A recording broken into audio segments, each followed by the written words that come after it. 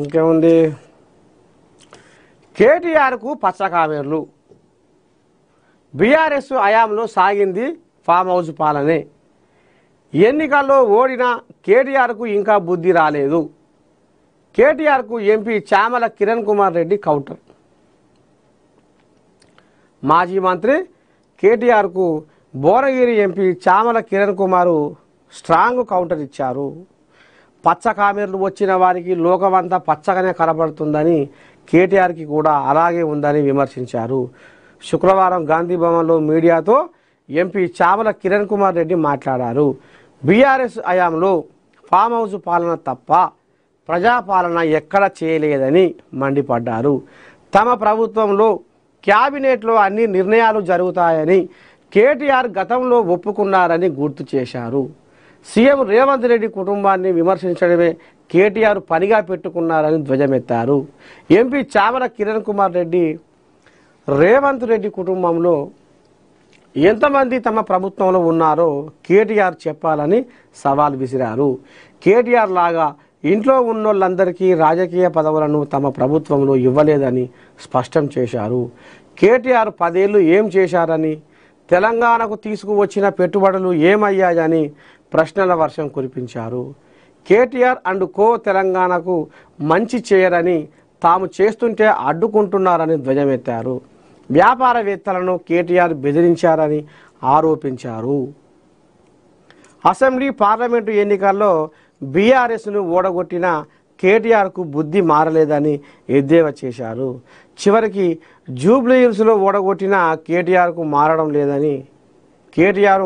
లేదని ఎంపీ చామల కిరణ్ కుమార్ రెడ్డి ఈ రకంగా ఈ కోయిలాగా అంటే ఇక రేవంత్ కుటుంబం మీద ఇసురుకపడుతుందట.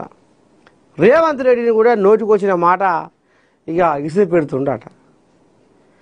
ఇట్లా వరకనే భువనగిరి కోయాకు సెగ పుట్టింది. ఇక ఇట్టెట్ట అని ఇప్పుడు అది కాలు దువ్వి రంకెలేస్తుంది. ఎవరి మీదకి? రాముని మీదకి. ఓడిపోయినా కానీ ఇంకా మీ బుద్ధి మారలేదు, మీ అహంకారం తగ్గలేదు. ఇక అయిపోయింది మీ పని. మిమ్మల్ని ఎవడు నమ్మడు. మేము చేసిన పని మీకు గానొస్తలేదా? పచ్చకామెర్లు ఉన్నోనికి లోకమంతా పచ్చగా అన్నట్టు ఇప్పుడు నీకు గదే కథ ఇది నీ కథ అని గా రకంగా పోల్చి ఇడమర్చి ఇప్పి చెప్తుండు చామల కిరణ్ కుమార్ రెడ్డి భువనగిరి కోయిలాగా.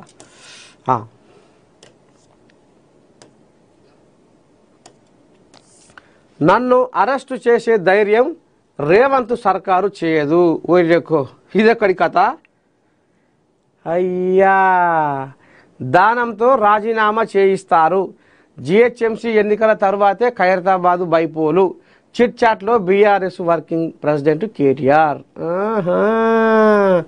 నన్ను అరెస్టు చేసే ధైర్యం రేవంత్ సర్కారు చేయదు. ఓరెక్కో ఇదెక్కడి కథ అమ్మా. కథ ముద్దుగానే ఉంది. చట్టం తన పని తాను చేసుకుపోతుంది. ఫార్ములా ఈ కార్ రేసులు వ్యవహారంలో ఏమీ లేదన్న విషయం అందరికీ తెలుసు. నన్ను అరెస్టు చేసే ధైర్యం రేవంత్ చేయరు. దానం నాగేందర్తో రాజీనామా చేయిస్తారు. దానంతో రాజీనామా చేయిస్తామని మా వాళ్ళతో అన్నారు. అనర్హత వేటు పడితే పరువు పోతుందని రాజీనామాకు అవకాశం ఇస్తున్నారు. సాంకేతికత సాకులతో కడియం శ్రీహరిని కాపాడే అవకాశం ఉందేమోనని చూస్తున్నారు అని బీఆర్ఎస్ వర్కింగ్ ప్రెసిడెంట్ కేటీఆర్ అన్నారు. తెలంగాణ భవన్లో మీడియాతో చిట్ చాట్ చేసిన ఆయన ముందుగా గ్రేటర్ హైదరాబాద్ ఎన్నికలు జరిగే అవకాశం కనబడుతుందని, ఆ తరువాతే ఖైరతాబాదు జరగవచ్చన్నారు. ఫార్ములా ఈ కార్ కేసుపై ఇప్పటికే 100 సార్లు చెప్పాను. ఏ తప్పు చేయలేదు. లైట్ డిటెక్టర్ పరీక్షకు కూడా సిద్ధమేనని చెప్పారు. అయ్యా మొత్తానికి నేను సొక్కం పూస, నేను శుద్ధ పూస, నేను ఏ తప్పు చేయలేదు, కావాలని నా మీద ఏదో బదనం నూకుతుర్రు. నేను గతంలో చెప్పిన ఇది లొట్టపీసు కేసు అని,